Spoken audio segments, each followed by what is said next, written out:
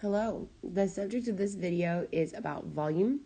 And so I wanted to just go through a few things. So the first is a reminder that volume is pretty much, when you think about this, I'm gonna take a surface like this rectangle, where you essentially find the area of this surface right here, this bottom surface, the base, and then you multiply it by the height of this figure, right? So once you find the area of the bottom, you multiply it by how many layers there are, and that's your volume. In the ACT, there's 3 main figures that you're responsible to know about. So not all figures, thank goodness. There's a cube, a rectangular prism, and a cylinder. So they listed the 3 formulas. With a cube, just remember that all the dimensions are the same. So if you're finding the volume of that, you're just taking the side length and multiplying it by itself 3 times. If you're finding the area of a rectangular prism, this length times width is the area of the base that I was just talking about. And then here's your height right there. And a cylinder, here's your area of a base because the base is a circle. So area of base is there, and then height is there. So all of these are really area of the base times the height. These are not always given to you. Sometimes they are. Sometimes when you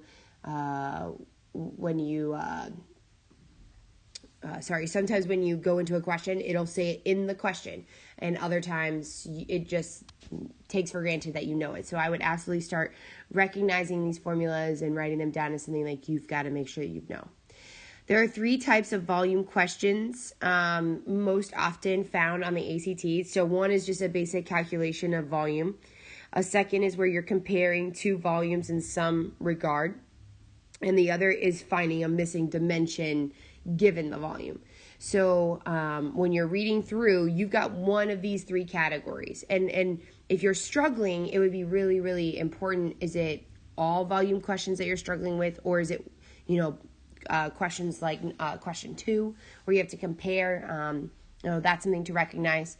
And then along with just content, there's also 2 things I think we should talk about or should mention about volume questions. Usually with volume questions, there are tons of words. It's very wordy, and I think it could take you some time trying to figure out what is it really asking of you. What do you have to do?